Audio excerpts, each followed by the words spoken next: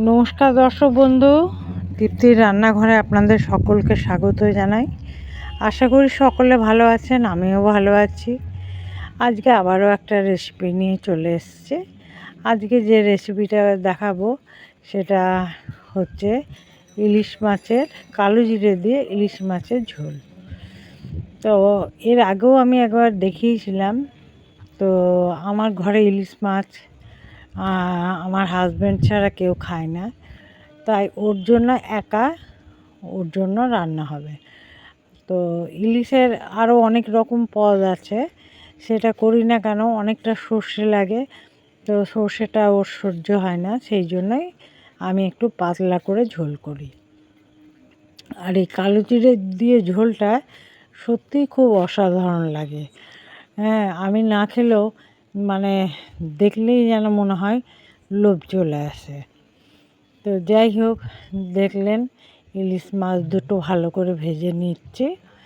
ভালো করে আগে ধুয়েছি, ধুয়ে একটু কম করেই ভাজবো। তো ভাজা আমার হয়ে গেছে। দিচ্ছি আমি বেগুন।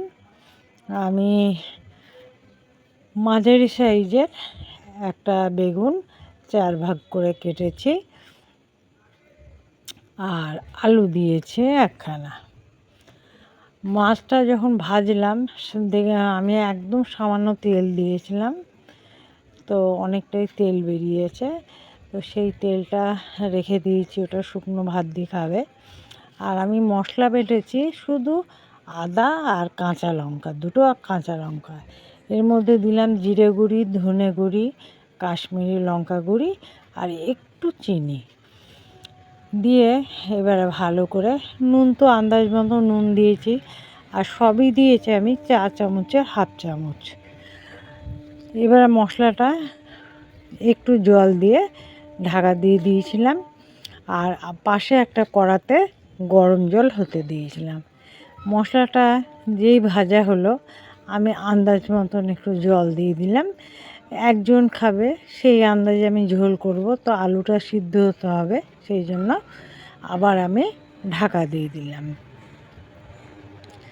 দেখুন, একদম সব কিছুই একদম রেডি হয়ে গেছে। হ্যাঁ, ঝোলের মধ্যে মাছগুলো আমি দিয়ে দিলাম।